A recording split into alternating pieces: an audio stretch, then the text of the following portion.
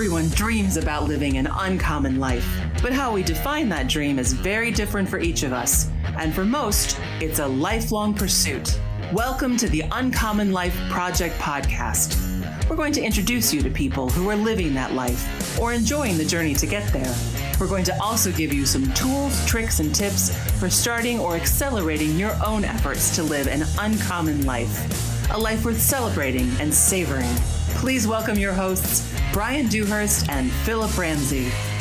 Hello and welcome to the Uncommon Life Project. This is your host, Philip Ramsey. And I'm Brian Dewhurst. Thanks for showing up and thanks for listening to our podcast. Guys, we have a fun show for you today. We have one of my close friends and business owner, Joey Glenn, on the show today. I can't wait to just dive in on what he's done and created and just kind of walk through his challenges and opportunities that he's had over the course of the last 2.5 years since he's owned a business. One thing that I really want to touch on is just how he's pulled together all these different revenue streams from his main source of engineered performance. And so we'll walk through all that stuff. One thing that we can talk about quickly is he's an owner, sports chiropractor, and then performance coach at Engineered Performance. He's married to a wonderful woman. Her name's Hannah.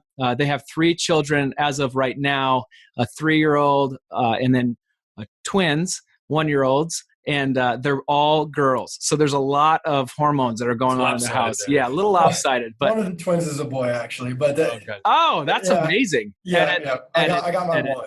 I got my one. Yes. Yes. We're going backwards. All right. So he has 3 children. The oldest one is 3-year-old. It's a girl. The 2 others are twins. They're 1-year-old. They have a boy and a girl, which is kind of uncommon in and of itself. But yeah, so I'd just like to just jump in if you don't. Yeah, let's get into it. Yeah. So Joey, let's start talking about just welcome to the show, first of all. Yeah. Hello. Thanks for having me on. I appreciate it. Yeah. I'm super excited that you're here, and I think our guests are going to get a lot out of it. Let's start talking about, first off, when you first started going after or leaning forward to owning your own business, what were something that some obstacles that you had to overcome? Oh man, that's quite a rabbit hole. We ran into all sorts of walls when we first started, for sure. The first I'd say would be securing financing. I had a pretty grand idea from some of the internships and jobs that I'd had in the past and exactly what I wanted to do. And it was big. And so I had an internship with one mentor of mine, and he kept telling me, if you're not scared, then you're not doing it big enough. And so I kept going until I was pretty scared. And so we ran into quite a few different issues just selling that idea to different financial institutions and trying to get financial backing at that first. I'd say that was definitely the biggest obstacle to start things, because without that, obviously, I would have had to start much smaller, which isn't a bad thing at all, but wasn't the idea that I had. So I'd say that was the first holdup. The second would be, like you mentioned, my growing family and the absolute need to make an income pretty quickly. So that was a holdup. Things that we kind of started quite a few different things all at once, had a lot on our plate, and so juggling like my life and my business, that balance was kind of tough when I wanted to be home for kids that were brand new and I want to be around for them. But at the same time, it'd be easy to spend 16 hours a day here and get things growing. So that was tough too. I'd say those are the 2 biggest holdups I ran into pretty quickly. Yeah. And I think you touched on a good vein. I want to dive a little deeper in that. What has owning engineered performance allowed you to do in terms of like structuring your family time and having that work-life balance that we hear from so many entrepreneurs is just really difficult to maintain? Yeah, it is very difficult, but it's also that flexibility that it's allowed me has been everything in my life. I talk a lot with my wife recently, actually, a couple of weeks ago. There's a pretty big business that was interested in possibly buying us out and doing something like along those lines. And we talked to them, and I told Hannah, I really don't want to do this. I love what I'm doing, but if the offer's right, what would we think? And she right away said, no, it couldn't be. There's not a number in her mind, because right now, even today, actually, one of the twins is sick, and she was able to take the whole day off, no questions asked, obviously, and just run home. Stuff like that happens all the time. I never miss like little dance recitals and practices and stuff like that. That's huge for me. I don't think I can put a value on that. And owning the business has allowed me to do that, which, I wouldn't trade for anything right now.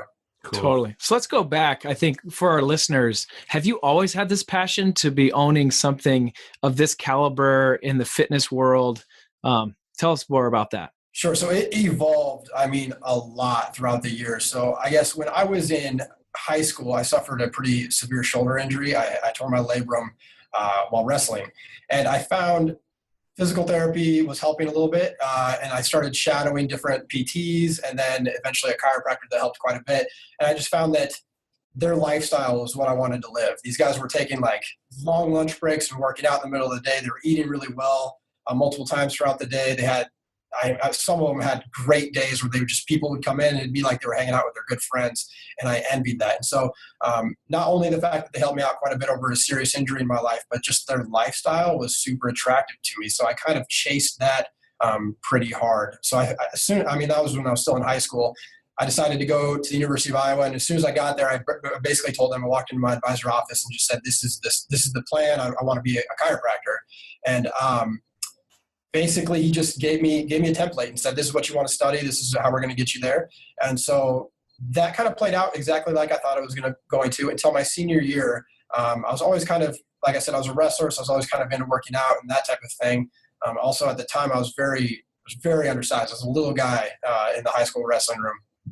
And so my dad would always find like new ways to be trained and new like cutting edge things like that. And he was always ahead of the game, which was really nice. But my senior year of college, he gave me this book called Core Performance, and it was awesome. It was a new way of training that I thought I could tell that it was very, very different. So I was in a strength and conditioning class at the University of Iowa at the time, and I took that book to my professor, and I was like, "This is better than what you're teaching us." But pretty blunt, like this is not what you're teaching us, and this is how we should be learning. And she loved it, and she ran with it, and she offered me a pretty cool opportunity to stay and get my master's, which I eventually turned down, but she saw the potential too, and I respected her a lot. So her opinion meant a lot to me too. So as soon as I finished that, I actually called the people that wrote the book, and I asked, like, how can I pick your brain? What can I do to be around you guys? I looked up their facility, and I told them I'll do anything. I'll mop floors, I'll stock Gatorade, I'll fold towels, and she is funny because she goes, that's great, it sounds awesome, but you can apply for our internship program, and there's currently like 200 applicants for the summer. I was like, great. So I hung up the phone a little bit disappointed, but about a month before I graduated, she had called me, and to my surprise, gave me the internship, which was huge. And so when I went out there, that really changed things for me, because I started seeing, I was really passionate about chiropractic and living this lifestyle, but then I found another huge passion in training athletes. And so, yeah, that changed everything for me again. And then, we had one big change when I was training an athlete at Athletes Performance, and they were injured, and I really wasn't great at changing things up. I didn't understand anatomy and physiology enough to really trust myself on that side of things. So I applied and got accepted then to Palmer. I decided to then chase the chiropractic career. And so I went and got my chiropractic degree and finished up at a few internships with a VA hospital, and then finally one at the Water and Sport Physical Therapy down in San Diego, again, treating athletes. So it kind of just continuously evolved. Like every time I found a passion and I found something that would kind of add to that, or I found a missing link, I just kind of chased that, and it seemed to work its way out to where I'm basically doing what I love to do now. Dude, that's awesome. That's very uncommon, by the way, too. And one thing I want to just point out, and I don't know, maybe you can speak on this a little bit, but what I heard right away is that you found something that you started becoming passionate about, which was that book that made you think a little different than what you were being taught. And what really I respect to the nth degree is that you then reached out to the owner and the writer and author of the book, and you basically asked her to mentor you. Have that mentorship in your life as an entrepreneur is priceless, especially when you're going down an uncommon path. That is huge. So tell me about your relationship with that person now, and how is she continuing to speak truth into your life and mentoring you? Tell me more about that. Yeah, absolutely. I couldn't agree more that this mentorship process is by far the most important thing that's happened in my career. Starting with her, she eventually left the company, but everybody I worked underneath during that internship has been instrumental in my life. In fact, yesterday I just talked to one of the guys. Again, we did exactly this. We video chatted, just consulting about different ways to use a VO2 machine and how they want to use it at their facility out there. And it's just, we're constantly in contact, and just kind of, we both share the same vision of just pushing the needle in the industry a little bit further. We're not, I don't know. And like in many things, in Iowa, strength and conditioning is very far behind, unfortunately. And so it's kind of fun to not play into that dogma at all. We actually get to just, I feel like we get to push the boundary continuously. And so having people like that get to call us and talk to us and, play with that stuff, especially when they're out on the West Coast and doing all sorts of new stuff. And we kind of get to tap their brains quite a bit. But even past then, after I tell people this all the time, that I feel like what I use 90% of my day is stuff I learned from mentors, just from shadowing and picking other people's brains. I think school gave me a pretty good foundation and taught me how to pass boards. But Absolutely. I do think the majority of the stuff I use on a daily basis, I learned from mentors.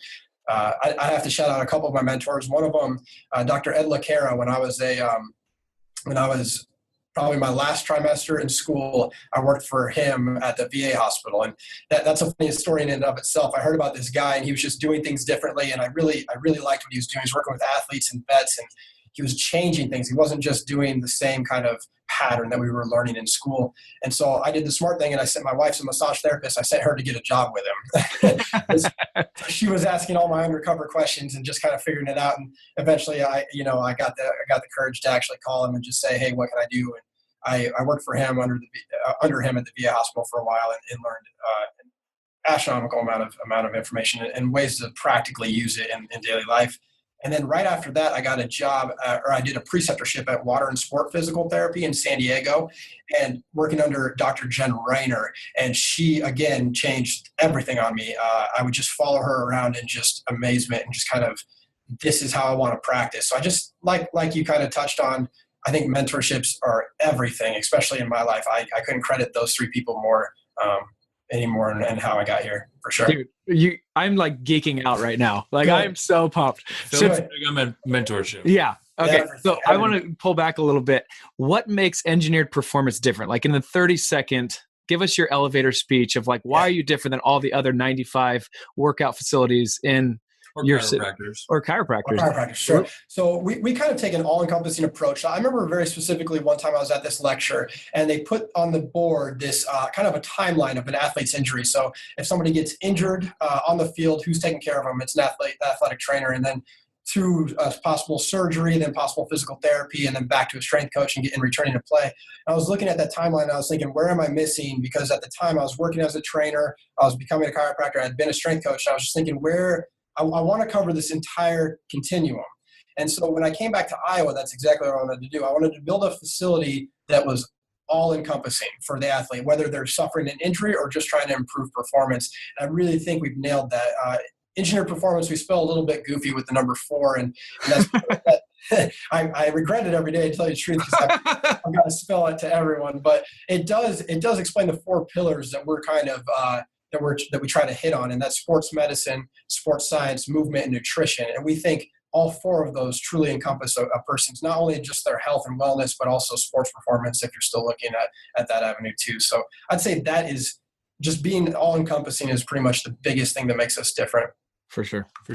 So I want to touch on one thing. You're talking about mentors, but we talked about this a little bit before we jumped on and we started recording, but your dad gave you a book, and your dad was in a position in your life where that book meant something, and you were looking at it like, hey, I need to read this. So a lot of the people, and this is my own personal story, we worked for somebody for several years, and then we hey, I got to cross over and own our own business or do our own thing. You kind of didn't have that trajectory. You wanted to be an entrepreneur out of the gate. Talk about your parents as mentors, as champions, and as friends. Yeah. My parents are so important to me. Not only my career choice, but everything that I've done, I credit to them.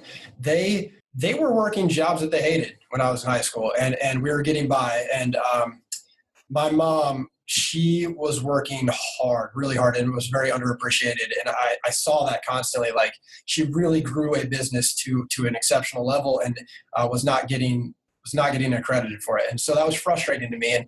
And I was a kid. I didn't know how to change anything. My dad, again, he was working at a large bank and just kind of struggling. I mean, I remember every day watching him try to get out of bed. He hated it.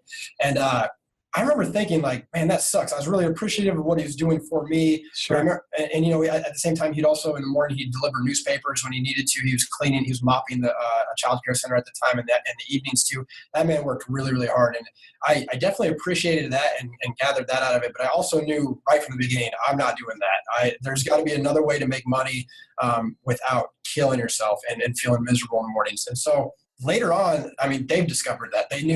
My mom knew that she was building a business and she could have done it on her own.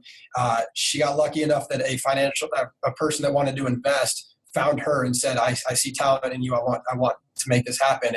And she went off and did her own thing. And I remember watching my parents write up their business plan in their bedroom. And I was so giddy. I was excited because I knew they were going to be successful. Whether it was like actually financially successful or not, I knew they were actually taking that leap. And that was important to me. And that really gave me the courage later on in my life when I was trying to make different leaps too. But now they are entrepreneurs and they own that business and it's massively successful, which has been great for me too, because in chiropractic school, most of us go into business for ourselves afterwards, but our business education is awful. To tell you the truth, they did like 2 different classes and they were terrible. So I got very lucky in the sense that I came out and I had some really good mentors. Again, I could go to them with questions. Again, they had started a business a few years ago, so the landscape has changed quite a bit, but it was really nice to come to them with very basic questions that I think a lot of my peers really didn't have answers to at the beginning. For sure. Yeah, we talk about just the transfer of wealth. I mean, obviously that's what we do, right? Brian and I get to talk to people every day about their wealth. And one thing that we get to talk to them about is about transferring wealth. And one thing that we talk about is wealth is not your money. For sure. You can transfer what your key experiences are to your children. They won't need your money, right?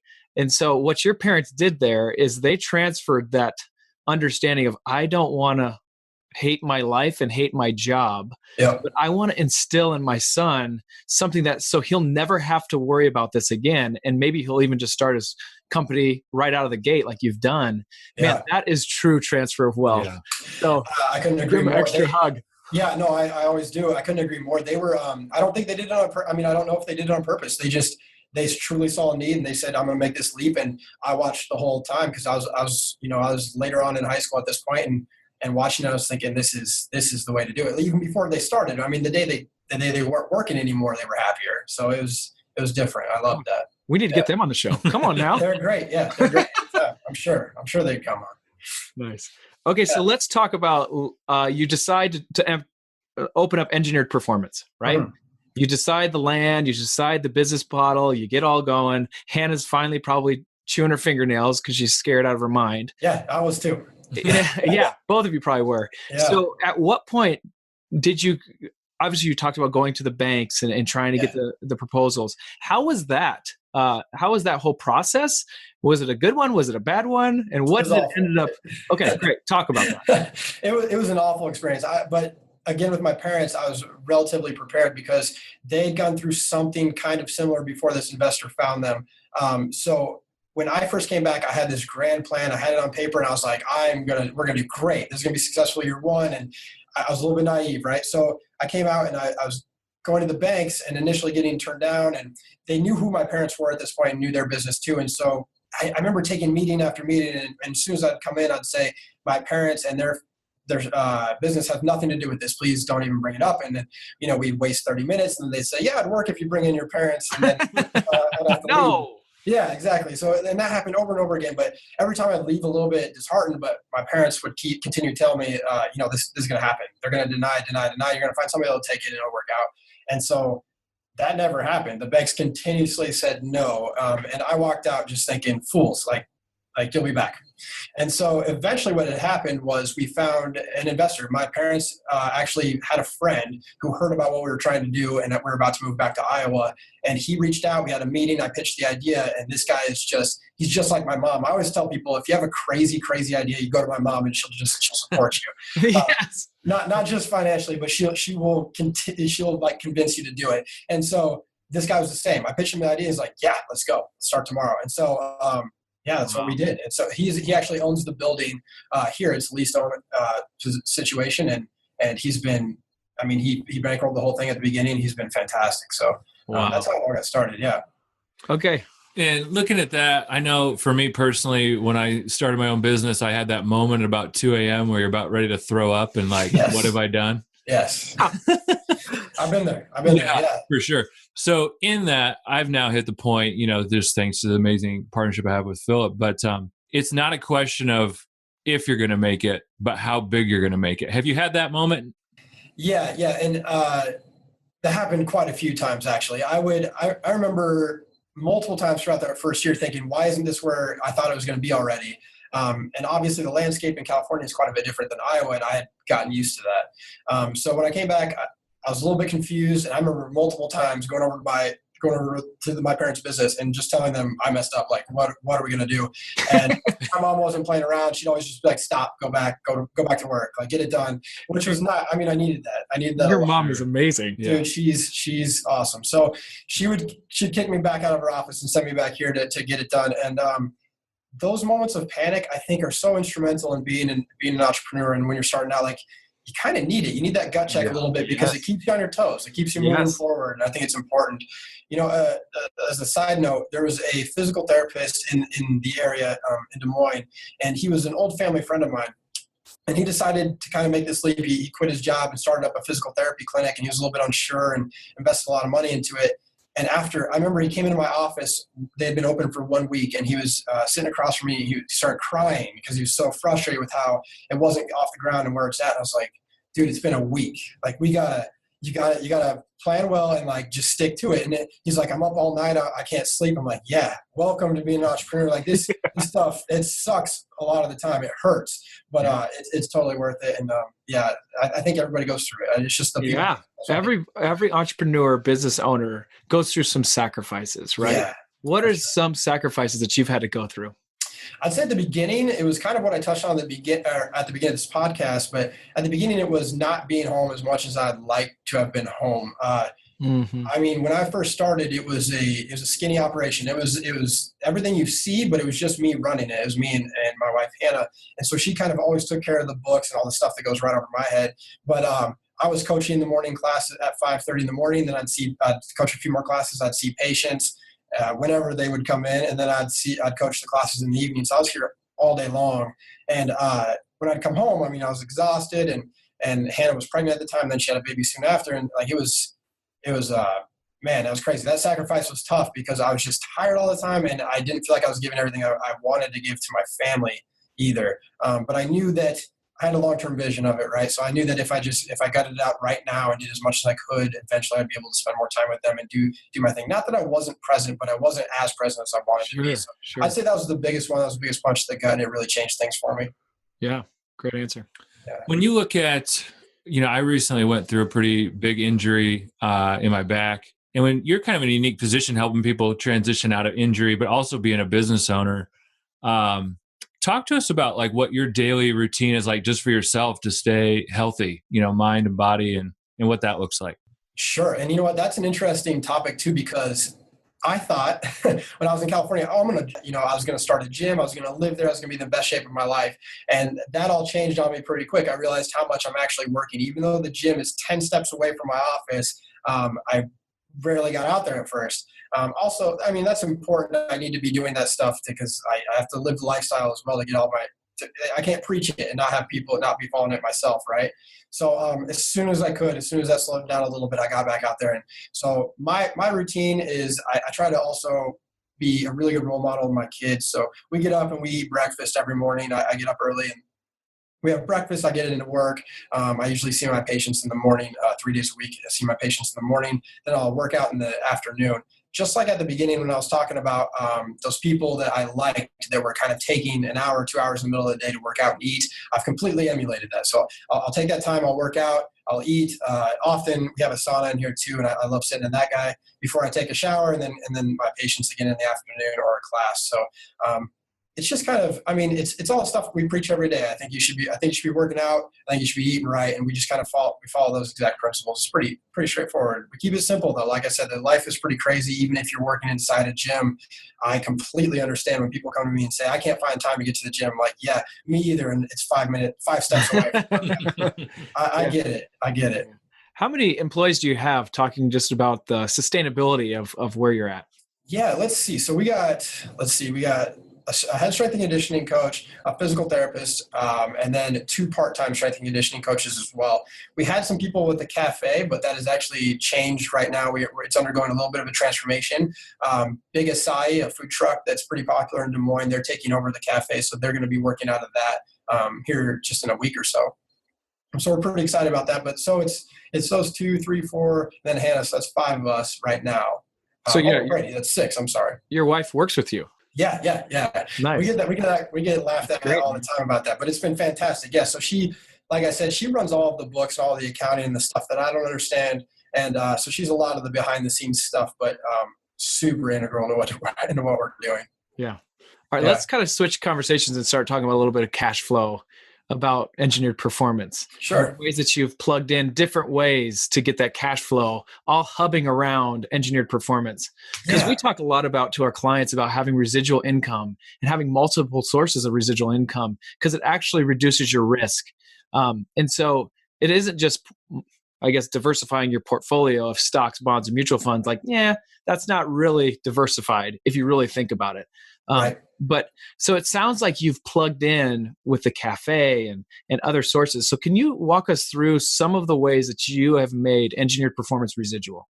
Sure. So my first goal with that was to provide the stability in the business. I wanted to build the membership base, because most of our members the price changes with the length of commitment. So most of our members are 6-month or 12-month commitment. So I know I can count on that every month, which is nice. So that's really the stability in the business. So when I first started, I focused entirely on trying to build as many members as possible, adult fitness and sports performance members. We did that. And not to stop you, but that is a form of residual income that we also see. So right there. Great job. Yeah, exactly. So as soon as I got that stability, right, I can count on that, because sports medicine, chiropractic, and physical therapy, like, my goal, and another way where we're a lot different, is I'm trying to get you out of my office as fast as possible. I think the faster I can get you healed and get you back to the things you're doing, the more people you're going to tell. It's not necessarily trying to see you every week for the rest of your life. So that's something we're doing differently. And because I'm not doing that, I don't see that number changes every week. Sure. So I can't always count on that number staying the same from month to month. So I really tried to build the stability about the business with membership base. After that, then I definitely look at sports medicine. So we see as many patients. We spend about 30 minutes per patient with an hour with a new patient. And so our time's kind of limited there. As soon as we're full, me and the physical therapist, which we're really hitting a point right now, we're looking at hiring another clinician to come on, and we'll never sacrifice that value by spending less time with each patient. That's super important to us. So we did that. And then we also, like you said, we got a few other funnels. So we started with the cafe. So we had a recovery cafe. My time out at Exos and Athletes Performance, I saw, we were working with professional athletes and celebrities. So after every workout, they would get a protein shake and a Gatorade. And at first I thought that was just kind of like a swanky thing. Like, this is it's nice to do, right? But these guys were always recovered. They were coming back in the next day ready to go again. And I found there's something to that. And so I think I tell people all the time, if I can control 1 meal of yours a day, I'm doing you a big service. And I always want to make that meal your post-workout meal. So we added the cafe, and we had post-workout smoothies and nutrition and that type of thing. We thought that was super important. And we loved it. And that was fun. But that quickly became a full-time job for us. And to grow it any more than it already is, we needed more people to work over there, and I just didn't have the time to do that. So what we decided to do, like I touched on, is we leased it out now to a food company that has like a cult-like following. They're awesome. They're really healthy food, and we'll have that in all day long. They're also able to be open way more time than we were. So we'll serve way more of our members and way more of the community. So that was nice. And that's, like I said, a passive income. They're just paying at least at this point. Yeah, that's great. Yeah, I'd say the last one is we also have a massage therapist who's an independent contractor. So again, she kind of just leases a room essentially. And then we send her patients when we think they need massage, and she runs her own, basically a massage business out of our facility, which just goes hand in hand really well. And so that'd be the last way. I guess there are a couple other ones that are small, but it's been good. We do different things like different consulting. We're going to help a volleyball club their coaches learn how to deal with acute little injuries, that type of thing. We do like different workshops and seminars. And then we have a sports nutritionist as well, who is kind of another independent contractor, essentially. Sure. Yeah. And then you kind of mentioned, Joey, I think previously, you're in a lease to own on the building side. Correct. Yep. Perfect. Yep. So that's kind of the retirement plan, if you will. So Sure. I'm it's lease to own, and I would love to own the building at some point. I don't know. That's Hannah's realm, but at some point we'd like to own the building. That would be Sure. what we'd retire on for sure. Yeah, real estate's a key part of what we talk to our clients about. So I think that's just another stream as well. I want to pivot just a touch, but stay in the cash flow realm. We talk to our clients a lot about health insurance, and we're getting people calling us really like in a panic. Hey, my rates just when I'm supposed to be paying 12, 14, 15. Great point. We just heard $1,900 a month for health insurance. When you look at true health, health, mind and body, and those services you're providing, and then you're encountering people that are paying cash versus insurance, just kind of walk us through what you see as like a business owner and as a health practitioner in that space, and just shed light on that. Sure. So it's interesting. When I first started, I was a cash only practice. So we weren't taking insurance at all.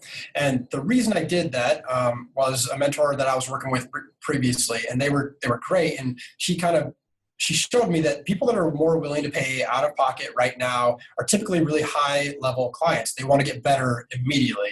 Mm-hmm. And that was nice. And then I don't have to fight the insurance companies. Insurance companies are notoriously difficult to get paid from, especially as a chiropractor. Respect for chiropractors and the insurance realm is diminishing every year. So that's difficult.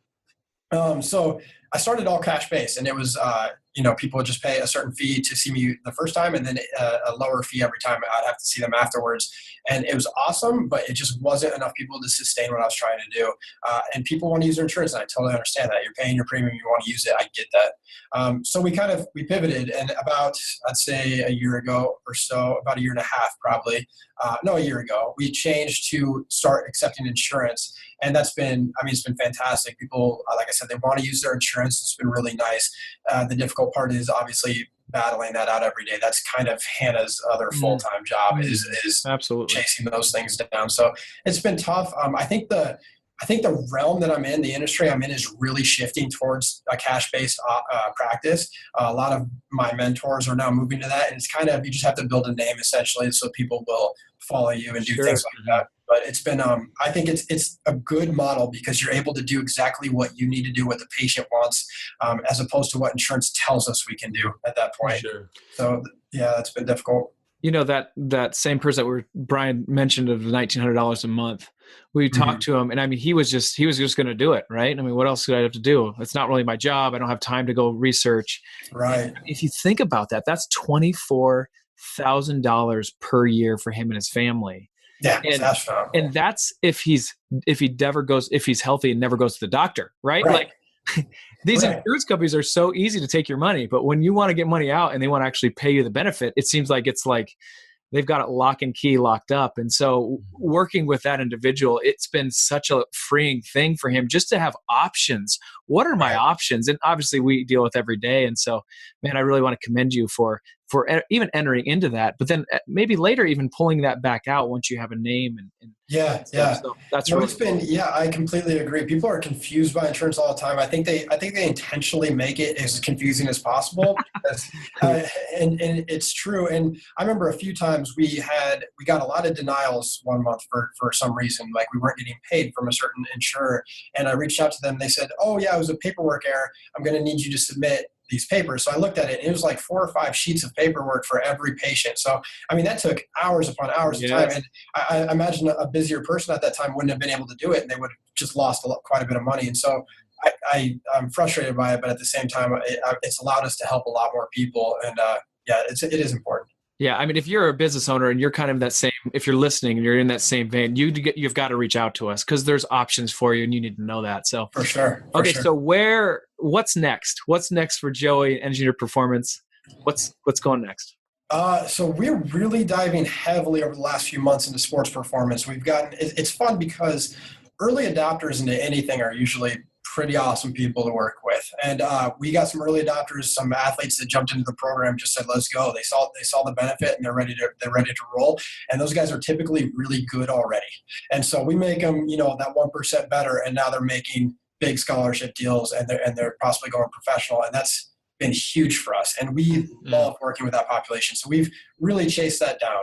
So right now, our alpha athlete class is our sports performance class. I think it has like 3 spots left, and it's been massively successful. But now we're looking at even individualizing into different sports. So over the summer, we did an elite basketball group, and that was with high-level D1 athletes and then a professional athlete or a couple of professional basketball players. And you get to treat those guys a little bit differently when they're all in one sport. We talk a lot here about just training for general athleticism, but when you're able to really focus on one sport, even just treating them a little bit differently is super cool. And so we're kind of diving into that. We're talking about having a volleyball-specific program with Ankeny volleyball being so successful and everybody loving it around here. Things like that seems to be next. So we're loving that. But then the next, I think after that kind of does its thing, we would love to expand facilities. We looked at trying to expand this building because we're kind of running out of space, but the lot we're on just isn't big enough. Ankeny is very particular about having enough parking. So, Sure. So we can't expand the specific building, but we're talking to different groups of people that are doing like, basketball facilities or soccer facilities and putting up satellite like sports medicine clinics in there. And we can even run like speed and agility camps or like increase your vertical camps and stuff like that. So the possibilities are endless right now, and super exciting time because Ankeny loves their sports, and so it's been fun. They absolutely do. They absolutely do. Yeah, we meet with a lot of business owners. I want to touch on that vein you just kind of mentioned. Is a lot of our business owners are experiencing like it's hard to find good talent. They're excited about the economy. Could you just give us like a general where you view the economy at, and are you excited about when you look out 2 to 3 years? Yeah, I definitely am excited about it. And it's interesting, like in my industry, it's a little bit tough because when you're really excelling at this stuff, you usually go to the coast. And so a lot of really great strength and conditioning coaches that are coming out of Iowa are leaving. A lot of really great clinicians that are coming out of Iowa are leaving. And so it's tough because we'll get some really cool applicants. And as soon as we decide this is my guy, he's gone. And he'll get an offer from somewhere on the coast and sure. where they're excelling. So that's been really tough. At the same time, it's exciting because this industry is really blowing up. And so I'm seeing more and more guys coming out of the University of Iowa and out of Des Moines University, and all these schools are doing a great job. And so there's a ton of talent. Eventually they're going to realize that Iowa is a place to be, right? So and on top of that just comes the name. We've gotten a lot of looks from some really successful people on the coast who are actually willing to come to Iowa to work with us. So they just see what we're doing things a little bit differently, and I think that's appealing to them. Like I said, strength and conditioning and sports performance in Iowa being 10 years behind, that's not appealing to somebody that knows what they're doing. They don't want to just do bodybuilding splits and kickboxing and that type of stuff for somebody that's trying to play basketball or volleyball or any other sport. So pushing the needle, like I said, really doing things a little bit differently, starting to attract some attention. So I'm very excited about where the economy's at and all these new people coming out with fantastic resumes that are looking for jobs. Sure. You know what? Something I was just thinking for you, just because you're so knowledgeable in it and you have such a different approach in an uncommon way, is royalties. We talk about royalties as one of the 7 sources of residual income, but writing a book almost and getting royalties off of that, it seems like you're really close to that. Obviously, we don't talk about that with every one of our clients. In fact, we don't talk a lot about some of the residual incomes at first for most of our clients, but it's fun just hearing you and the knowledge that you have. I definitely think you would do well in the royalties. Yeah, I appreciate hearing that. And that's definitely something it's something I'd love to do in the future and something I've explored. I wrote like this little ebook basically on fat loss, like how to just lose fat. I did that and put it on our website, and it's free as long as I gather your email information. I'll hit you with a bunch of stuff later, but I would love to do that in the future. I think that, and then on top of that, I would really love to speak on this stuff. I really like teaching this. And so I reached out to a previous mentor of mine who speaks around the country, actually around the world. He teaches like instrument-assisted soft tissue mobilization things. But it's basically some manual therapies. And it looks like me and our physical therapist will be teaching that stuff over the next year or so too. So kind of just a passion of mine. I like to travel a lot. And so that I think that'll be able to afford us another passive income, but then also the ability to kind of get out outside this building every now and then and see some other stuff. That's right, man. That's right. Yeah. So what advice, being a business owner in the throes of it, but obviously now successful, what advice would you have for our listeners and other people who are maybe on the front end of this journey, of this uncommon journey? What advice would you have for them? I'd say number one, and this is interesting, but I'd say plan really, really well. My wife, she was a business major at the University of Iowa, and she put together a business plan over the last 6 months that I was in school, and she knew what we wanted to do, and she really took the time. She read a bunch of books, she took some classes, and put together this beautiful business plan. So I knew exactly where we were going. We really had it on a perfect blueprint, and it made sense. And so when we were going to those initial banks and investors, and we continuously got denied, but one of the comments we always got was, "This is a beautiful business plan. Nobody does this anymore." And I liked hearing that, because at the same time too, we were very young. We're still young, and so when we first walked into the meetings, I felt like we were losing respect right away a lot of the time. Sure. And having that to hand to them right away was, I think it initially garnered us a little more respect, which was really important to me. Obviously, it never worked out, but having that business plan was huge. So I'd say plan really well, and be prepared for what's going to happen. And what I mean by that is be prepared, like we talked about, to not sleep at night quite a few times and be a little bit scared. And sacrifice, exactly. Know that going in, and then keep your foot on the gas pedal. I had an idol, I wouldn't call him a mentor of mine, but an idol of mine. A really good friend of mine went and met with him and asked. He owns a very successful gym and sports performance facility on the East Coast, and he went and met with him and said, I have this wife. I'm thinking about having a baby over the next year, but I really want to pivot and open up this facility. And the mentor, I agree with 99% of what he said, but this time he said, "Don't do it." He's like, "You're not prepared, because you have to sacrifice all these things." And he somehow picked up in their conversation that he wasn't prepared to sacrifice a little bit of time and maybe putting off having the kid another year or something like that. And I thought that was interesting advice to me, because although it takes a special person, I think the person that's willing to make that leap is a special person. And so I just say, know what you're getting into, and then keep your foot on the gas pedal for sure. Absolutely. That's awesome. I want to tuck in one more question here, because we've kind of bounced around it, but I want to zero in on it. You kind of mentioned high school athletes getting a full ride scholarship. You obviously indicated you had a pretty strong vision and trajectory headed into college. I imagine you didn't graduate with much student loan debt. We haven't really talked about it. And you came out with a really nice, business plan. Talk to us about what you're seeing with, these high school students and a plan for college and all this student loan debt. And what would be your advice to, the students that you're getting applications from to stay out of debt? Yeah. So I'd say our high school athletes that are training, it's interesting. We train a lot, or we have in the past trained a lot of inner city kids. We did a promotion once that, with our adult fitness, if you buy one, we give one. And so every time an adult fitness member signed up, we gave an inner city kid, an athlete, a membership. And that was really fun. It's an interesting dynamic, because some of those guys are fighting literally for their college education. If they don't get that scholarship, they're not going to college. Right. And that was interesting. And you've never seen determination until you work with some of those kids.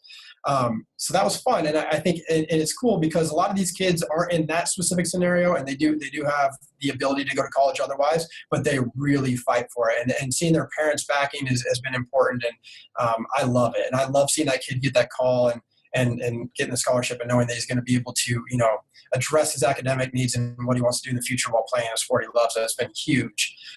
Me personally, I graduated with a ton of debt, actually, because when I went to, so when I went, I'm not going to lie. I went to Iowa, and my parents helped me tremendously when I was going through there. I never had to work a full-time job when I was at Iowa, which I'm very grateful for, and I could really concentrate on my studies. But when I went to Palmer, it accumulated fast. I have a ton of debt from Palmer Chiropractic College. The cool thing about it, and one of the big reasons I went there, though, was they have a zero default rate from their students in the past. So everybody's making enough money to pay their student loans, and that was important to me. And I looked at that when I was picking a school. That was one of the few that were in that certain scenario. So I decided to go there, figuring that they would prepare me enough to help stay out of massive, or to at least pay my debt. And we are doing that, which I'm grateful for.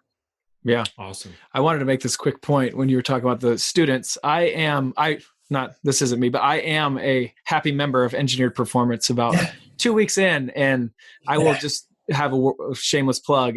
I'm a pretty sore guy. I work out and I just absolutely dropped it sore, but I haven't been with Engineered Performance. And that's really, I think, a plus on that. And then I wanted to touch on the students in the back room, your performance, what do you call it? A performance lab?